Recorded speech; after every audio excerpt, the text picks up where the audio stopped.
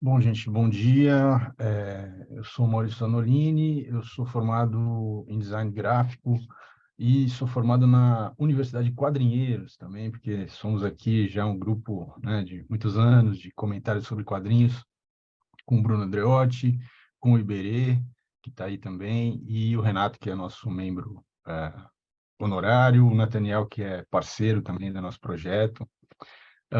Vou apresentar para vocês quase que uma pregação aqui sobre o Evangelho de Milestone Media, né? É, é um trabalho que pretende apresentar mesmo essa, essa iniciativa que teve lá nos Estados Unidos nos anos 90, na indústria de quadrinhos de super-herói, que é uma coisa desconhecida aqui no Brasil, que começa a ter alguma visibilidade agora por algumas coisas de mídia que saíram, mas que é uma coisa importante e que tem, assim, tem um estava à frente do tempo dela, né? E então para vocês conhecerem e se aprofundarem mais se quiserem, né? Bom, essa imagem começa com esse pôster, que foi um pôster desenhado pelo Bill Sienkiewicz, que é um dos desenhistas mais importantes da história dos quadrinhos dos Estados Unidos, muito famoso. Esse pôster foi feito para divulgar o lançamento da Milestone Media em 1993, para ser colocado nas comic shops nos Estados Unidos, né? A DC Comics estava distribuindo esses quadrinhos. E a notícia que nós temos, a informação que nós temos é que muitos, mas a maioria dos comic shops não colocaram esse pôster para divulgar, exatamente porque eram quadrinhos que mostravam personagens negros da periferia e eram escritos por pessoas negras, né? Então, isso não foi, teve uma resistência a divulgar esse material dentro do racismo dos Estados Unidos, que é uma coisa, né, bastante intensa, né? Mas vamos seguir, então, pensando o contexto, né? O que que era esse ano aí de 1992, quando a Milestone Media é anunciada como projeto, né? Então, 92 foi o ano em que aconteceu a fundação da Image Comics, essa linha de cima aí, são todas capas dos números um dos quadrinhos da Image Comics, que abalou o mercado, né? O mercado da indústria de quadrinhos nos Estados Unidos, porque muitos grandes nomes principalmente ilustradores, né? Grandes ilustradores das duas maiores editoras, da Marvel e da DC, saíram e montaram a sua própria editora e, com isso, carregaram um monte de fãs, transformando a Image Comics na terceira editora em número de vendas e tal.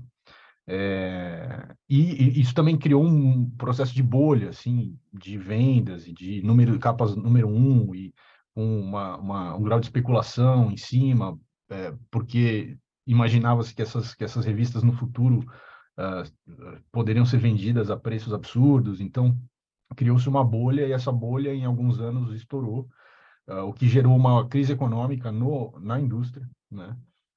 Mas a Marvel DC, obviamente, nesse momento aí, em 92, que é quando esse processo começa, né? Essa bolha começa, então, a crescer, ela também entra na mesma chave, e aí você tem lá a morte do Super-Homem, lançamento de uma linha da Marvel, que é a linha 2099, né? Era ali o lançamento do segundo filme do Batman naquele ano, do desenho dos X-Men, que fizeram ambas essas produções fizeram muito sucesso e tal. Então você tem ali digamos assim, um começo de uma ampliação do alcance é, de público, né, desse meio, que é quadrinho super-herói dentro da indústria dos Estados Unidos, isso tanto no público doméstico quanto para além dos Estados Unidos, né? Aqui no Brasil, por exemplo, toda essa linha da Image Comics chegou muito rápido também, e os filmes e os desenhos e tal. Então, é o início dessa expansão que depois tem uma queda por causa da crise que foi gerada com essa bolha e tal, e depois tem uma retomada, e aí o cenário que nós vemos hoje é um pouco fruto desse processo aí. Bom, e aí, só para a gente contextualizar um pouco o que foi a Milestone Media. Então, idealizada aí pelos escritores Dwayne McDuffie, Dennis McCoy, Michael Davis e Derek Jingle, esses caras que eram pessoas que estavam trabalhando na indústria, na DC, na Marvel, que se juntaram e decidiram então criar uma editora chamada Milestone Media para falar, né, para colocar nas páginas dos quadrinhos deles histórias de pessoas negras vivendo na periferia, né, trazer essa realidade para dentro das histórias de super-heróis ou de superaventuras, né? E aí eles fizeram um acordo com a DC Comics, com o Paul Levitz aí que aparece na foto, que está com o microfone, que era um dos executivos da DC Comics, para que a DC distribuísse esses quadrinhos, né? Então eles estavam com uma editora pequena, nova, com uma pretensão de lançar vários títulos. Tem aqui embaixo alguns dos títulos que foram lançados aí no ano seguinte com a distribuição de um grande player aí da indústria, que era a DC, o que faria com que os quadrinhos deles chegariam ao público da Marvel e da DC, quer dizer, ao grande público consumidor. Então, foi uma jogada né, econômica, assim, de desenho econômico muito interessante. Desculpa a tosse, que eu estou recém finalizei um Covid aqui, ainda sobrou essa tosse que tá difícil. É, e aí ela tem essa editora, então, essa editora Milestone e essa relação com a DC, ela tem aí esse início em 92 com o lançamento, com a proposta, em 93 com os quadrinhos, e ela vai até 97, quando ela fecha as portas. Mas em 2000, ela continua, quer dizer, esses caras que fundaram, mas continuaram na indústria, continuaram na DC, e aí a DC produziu, né, a DC com a Warner produziu esse desenho aí do Static Shock, que é do Super Choque, né, o personagem, nos anos 2000, o que deu uma sobrevida um pouco a esse universo, né? Era um universo separado do universo principal da DC, teve um crossover aí durante os 95, 94, 95 com os personagens da DC, mas ele continuou sendo um universo separado, e aí em 2000 teve esse desenho animado que fez muito sucesso e deu uma sobrevida, e aí em 2018 teve aí um anúncio de volta da Milestone Media, e que só se consolidou em 2020, quando foram relançados os títulos, né, como um reinício aí para Milestone, e colocando esses personagens aí já dentro do universo DC, mais integrado, né? E isso está rolando agora, nesse momento, e que vale a pena conferir. Mais algumas curiosidades sobre a Milestone Media. Saiu esse ano um documentário, 2022, que chama Milestone Generations, que conta a história da Milestone Media. Saiu na HBO, mas não veio para o Brasil ainda. Não sei se vem. Saiu na HBO lá nos Estados Unidos. E conta vários aspectos interessantes. Um deles, que eu acho que vale a pena citar aqui, é que eles optaram por um processo de colorização dos quadrinhos lá nos anos 90, 93 e tal, que era feito à mão para conseguir um efeito de múltiplos tons de pele. Porque o sistema tradicional de colorização, antes da colorização digital, né, que nesse momento é um momento exatamente de transição, os quadrinhos da Image Comics, por exemplo, já saíam dentro, né, dessa chave aí da colorização digital, separação de cores por computador, mas ainda tinha coisas que eram feitas no método tradicional, e eles optaram por um método que era dentro do método tradicional, mas mais complexo, que era fazer uma pintura à mão em cima da arte final, para você poder ter mais tonalidades de cor de pele, para representar a diversidade que eles tinham como objetivo dentro da editora, né? E hoje eles, além desse relançamento, eles têm lá uma iniciativa que se chama The Milestone Initiative, que é um projeto que coloca, eles selecionam criadores que são ilustradores, roteiristas, né, e pessoas que têm interesse em trabalhar na indústria de quadrinhos, e eles colocam essas pessoas em contato ali, fazem um workshop com essas pessoas durante algum tempo, em contato com os caras que são os fundadores da Milestone Media e os caras que estão trabalhando hoje, né, nessa nova fase dos personagens, agora que foi lançado em 2020, para criar uma nova geração de criadores e ilustradores e roteiristas e tal, que vão trabalhar essas questões que a Milestone se notabilizou em trabalhar, que é a questão da diversidade em todos os seus aspectos. Obviamente, eles selecionam pessoas que estejam também dentro dessa ideia de diversidade, né? Porque a indústria nos Estados Unidos é uma indústria ainda muito masculina, ainda muito branca, e ainda que, né, mesmo hoje, que já tem muita inserção de outras vozes ali dentro, ainda assim é uma indústria que é marcada por isso ainda. Então, essa é uma iniciativa para dar uma renovada, né, nas vozes que vão, então, produzir quadrinhos de super-heróis, quadrinhos super-aventura dentro da Milestone Media e no mercado depois, né? Ah, bom, então vamos falar um pouco, aí vamos entrar no tal do Blood Syndicate, né, que é o Sindicato do Sangue, que é um dos títulos da Milestone Media.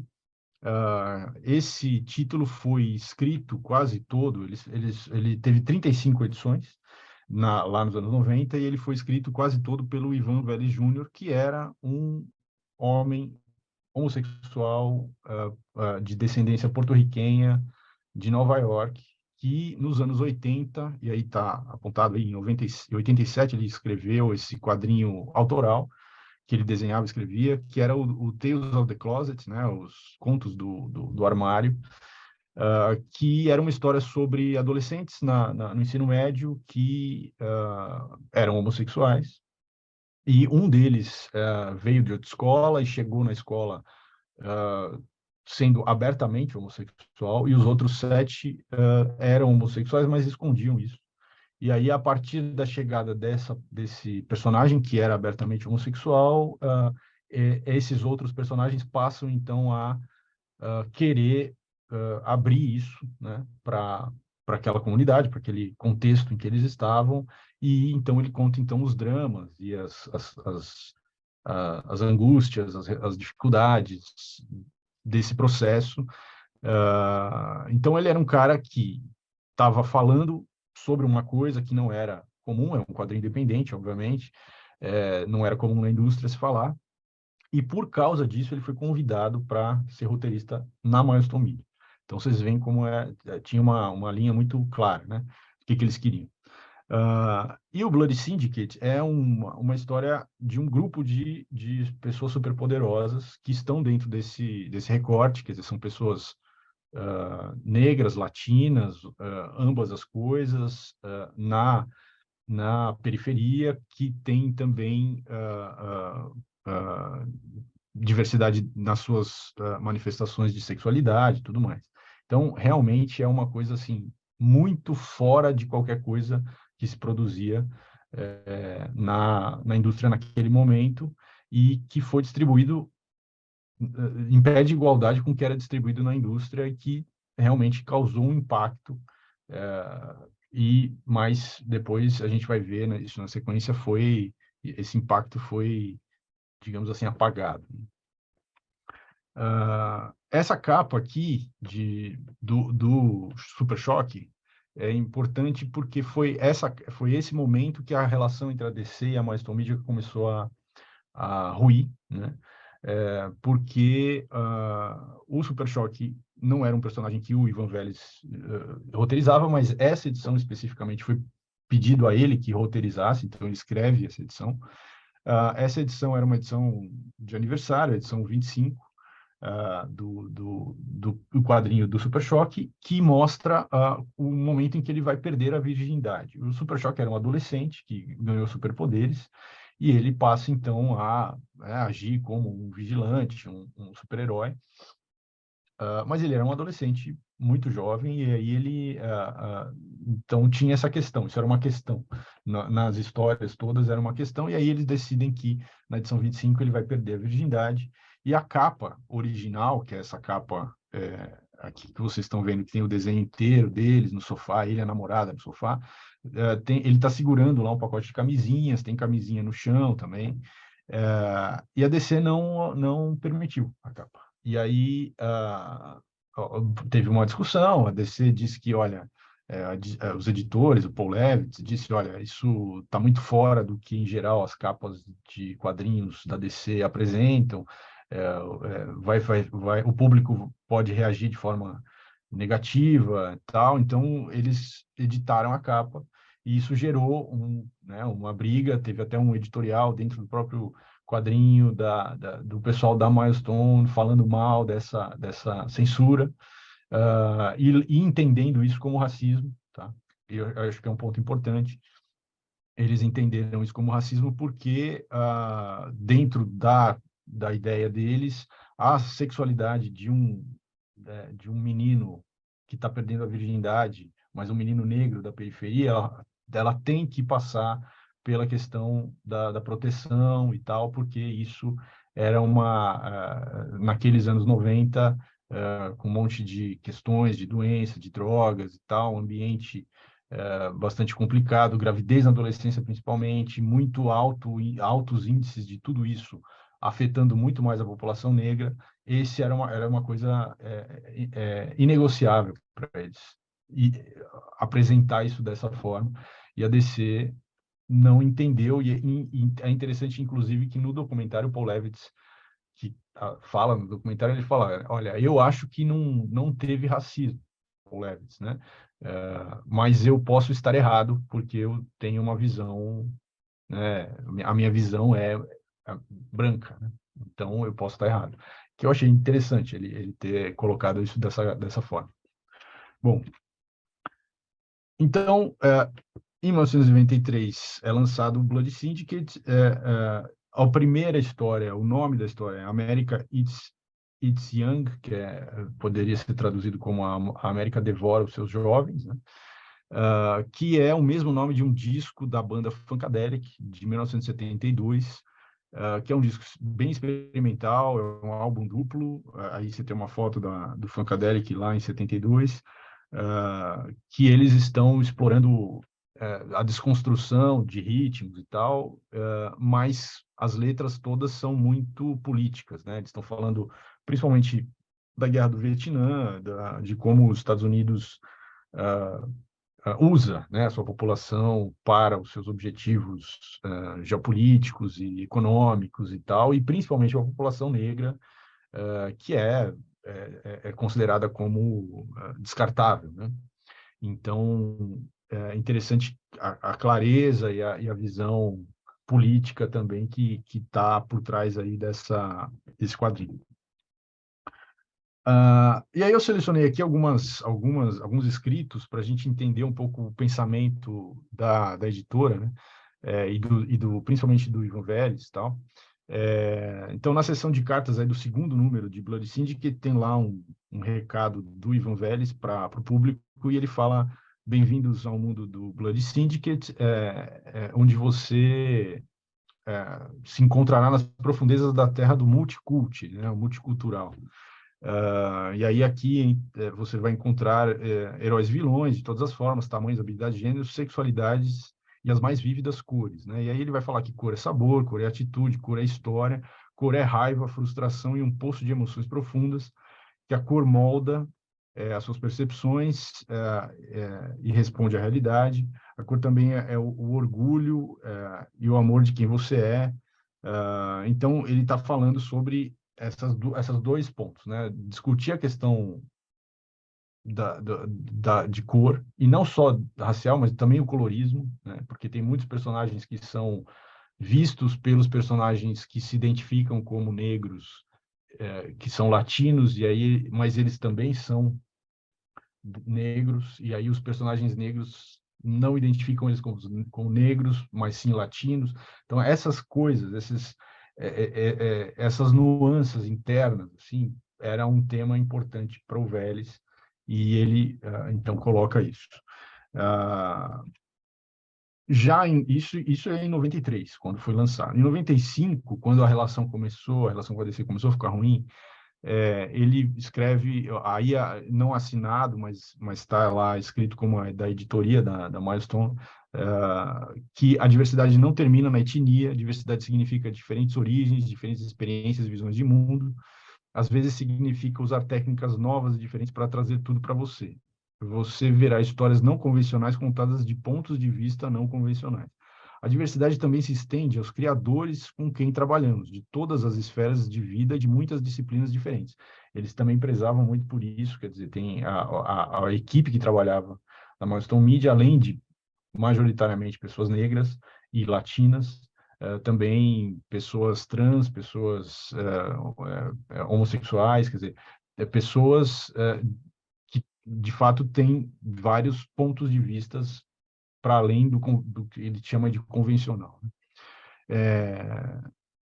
E aí ele fala, olha, em 1993 começamos o universo inteiro com estrondo. Pouco depois, quase uma dúzia de novos universos de super-heróis surgiram. Ele está se referindo àquele movimento lá da Image Comics e a resposta da Marvel e da DC em criar um monte de coisas e inundar o mercado com um monte de coisas, né? Por um tempo, continuamos ouvindo sobre todos os novos e emocionantes universos de super-heróis, mas não ouvimos muito sobre a Milestone. E aí ele está dizendo isso, está aí apontando um certo apagamento da Milestone, tá? Eventualmente, porém, muitos dos outros empolgantes universos pararam de produzir quadrinhos ou fecharam completamente. Enquanto isso, ainda estamos aqui e nunca atrasamos a publicação de edições. Ultimamente, ouvimos muito sobre o atual ressurgimento dos quadrinhos alternativos e a diversidade que eles representam, mas não ouvimos muito sobre a Milestone. Acha que é um padrão se formando? Eu vou mostrar agora um contraponto interessante, porque em 1993 a Image publicou o número 1 de uma revista chamada Tribe, né, Tribo, que também a ideia era essa, quer dizer, um ilustrador negro, um roteirista negro e os personagens todos negros. Só que a Image, né, quem conhece sabe que era uma coisa assim muito mais a questão visual, estética do que roteiro. Não tinha propostas de narrativas, não tinha conceito, não tinha nada. Era assim, páginas incríveis, cores absurdas, cenas de ação maravilhosas, mas não tinha, você podia espremer aquilo, não saía nada. E aí, obviamente, vocês veem pela imagem, quer dizer, como que eles estavam vendendo esse quadrinho do Tribe? Dentro de uma hipersexualização das personagens femininas, como sempre, né? Que é muito comum isso dentro da Image Comics naquele momento, tá? Esse quadrinho tem apenas 3 edições. Ele tem uma edição em 93, duas em 94, eu acho, ou em 93 para 94, e uma última edição, que é uma edição número 0, em 1996. A única edição que foi publicada pela Image foi a primeira, depois eles foram para outra editora. Mas esse quadrinho é considerado um dos quadrinhos mais importantes dentro do quadrinho de pessoas negras. Ei, Nathalie. Alô. Então, esse quadrinho é é considerado como um dos mais importantes quadrinhos dentro desse recorte aí de quadrinhos escritos e desenhados, produzidos por pessoas negras para esse público com personagens que representem, porque ele foi um dos quadrinhos dentro desse recorte que mais vendeu na história desse tipo de quadrinho nos Estados Unidos, por causa da bolha, né? Então, é um quadrinho que não tem muita história, foram publicadas só 3 edições, não conseguiram fazer dele alguma plataforma para absolutamente nada, mas ele é um marco de vendas ele é muito mais citado e reconhecido que algumas produções da Milestone Media, por exemplo. Bom, e aí em 96, quando a Milestone Media está fechando, e daí tem esse último comentário aí, né? Agora, 3 anos depois, somos forçados a fechar a fábrica, o mercado atual de quadrinhos está começando a se assemelhar com a situação econômica de Paris Island. Paris Island é o lugar onde a gangue, né, do Bloody Syndicate se forma. Então, ele está fazendo uma comparação entre o cenário dos quadrinhos do Bloody Syndicate com o mercado de quadrinhos, onde há uma abundância de pessoas talentosas prontas para realizar grandes coisas, mas onde costumavam haver infraestrutura, agora só a esperança, né? Se o sentimento parece um pouco exagerado, lembre-se de que ainda não estamos acostumados a ter que cancelar um título e continuamos recebendo relatos de situações semelhantes em outras empresas.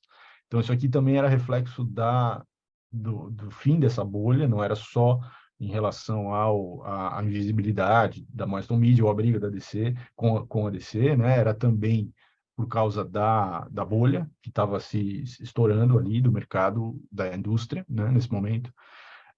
E aí ele está falando, né, as edições, né, que outros títulos também estavam sendo cancelados e tal.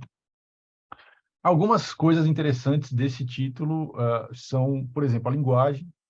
É uma linguagem muito mais, assim, digamos, uma linguagem muito mais solta, muito mais fluida, tem muito palavrão, tem muita expressão falada em espanhol, falada em outras línguas, né? Tem personagens que são segunda geração de coreanos, tem personagens que são segunda geração de japoneses, então você tem essa mistura de línguas e tem muita assim, muito palavrão mesmo, assim, quando é fuck ou shit, eles colocam um grafismo, né? E aí quando você vai ler, você precisa ver se é fuck ou shit e para você conseguir ler, mas isso dá um ritmo e um clima bem mais realista ao quadrinho. Outra coisa que também é muito forte no quadrinho é o uso de drogas, uso de entorpecentes. Quer dizer, você tem muitas cenas explícitas de uso de droga, uso de crack, uso de cocaína e uso de bebida alcoólica, e você tem nos roteiros uma associação, a maior parte das vezes, desse uso com uma busca por aplacar um sentimento de tristeza ou uma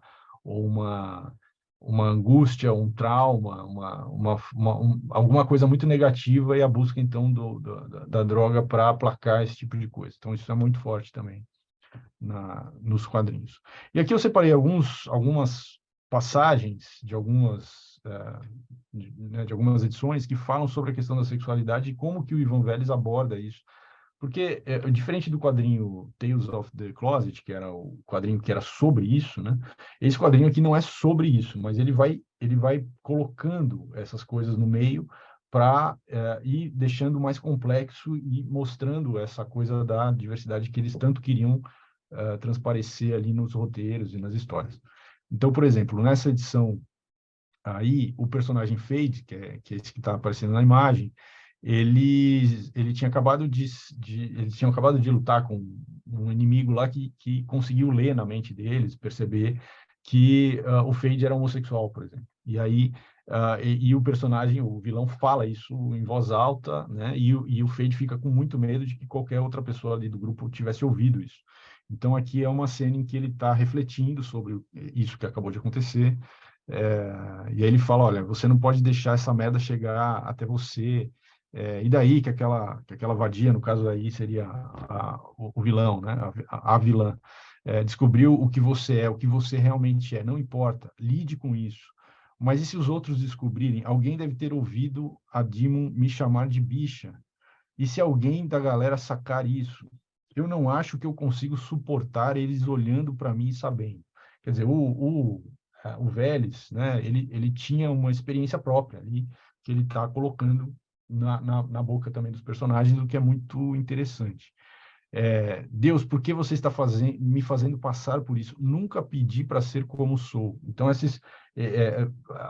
ao o personagem também colocar essas coisas, ele vai também desconstruindo algumas ideias extremamente preconceituosas de que essas pessoas fazem isso porque, né, essas ideias bem rasas, assim, o cara escolhe fazer isso, e ideias desse tipo, assim. É, então, eu não tenho que esquecer que isso eu só tenho que esquecer que isso aconteceu desde que eu não haja de acordo com os meus sentimentos. Então, é muito interessante a humanização que ele faz, né, nesses diálogos. Um outro momento aqui é que um outro personagem, o Masquerade, que é também, né, nessa situação aí, ele também é exposto. Ele é na verdade, o personagem é uma mulher que adquire poderes de se transformar em qualquer coisa, e aí ela fica o tempo todo transformada num homem, né? E aí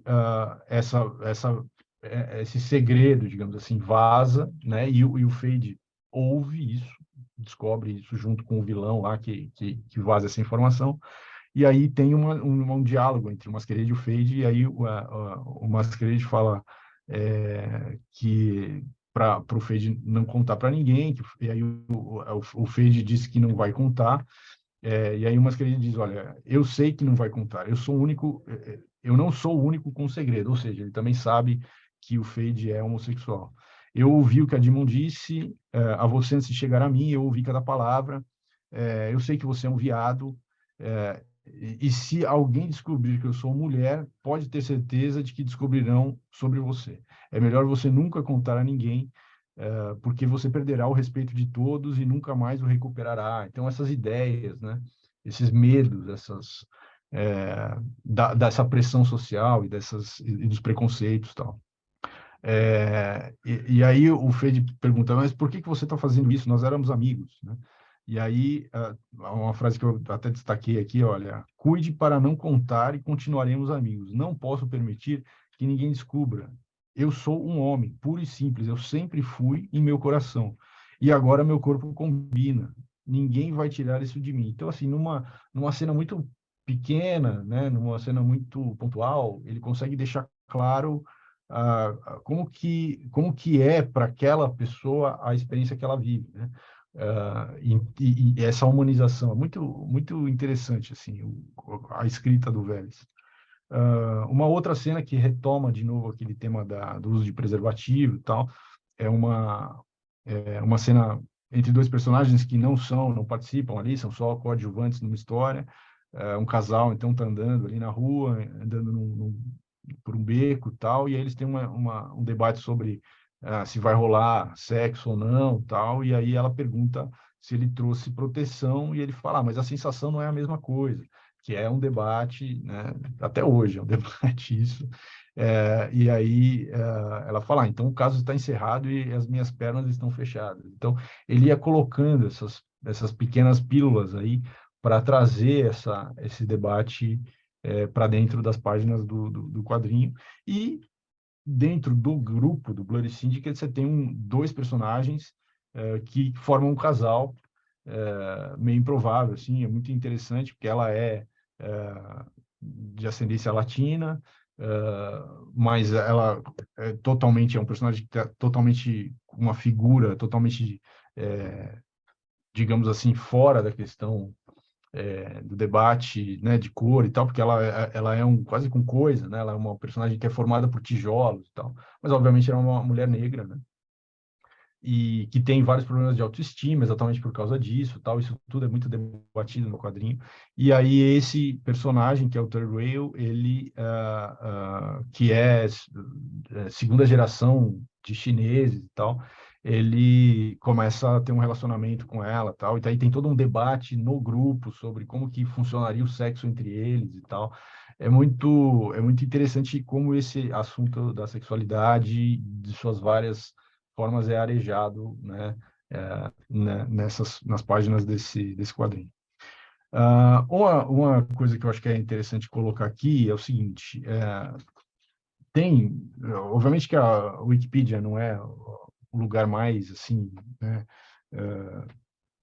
confiável e que onde tudo vai estar, mas assim eu achei interessante que tem lá páginas sobre sexo e sexualidade na ficção especulativa, tem gente que se dedica a garimpar isso e nomear e listar e tal.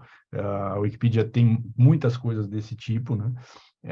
E dentro desse guarda-chuva aí, Tem, por exemplo, temas LGBT nos quadrinhos, e aí você vai ficando cada vez mais focado, como, por exemplo, mulheres negras nos quadrinhos, mulheres latinas nos quadrinhos, e em nenhuma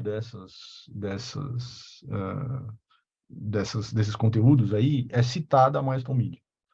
Apesar dela ter sido, em muitos aspectos, pioneira nesse tipo de representação, nesse tipo de debate, nesse tipo de tema. Então, de fato, é bastante curioso esse apagamento que aconteceu, né, da Milestone em relação a esses temas, principalmente. Eles são bem invisíveis mesmo. Bom, e aqui, para finalizar, eu acho que é interessante deixar aqui Eu li todos os 35 números do Bloody Syndicate, e é interessante perceber que, assim, quando você, em geral, na indústria, cria um grupo de super-heróis que vai, né, lutar, superpoderosos, que vai lutar contra... Em geral, eles são criados para lutar contra uma ameaça muito maior do que eles individualmente conseguiriam lidar com. Isso é um padrão da criação de grupos de super-heróis dentro desse gênero aí da superaventura.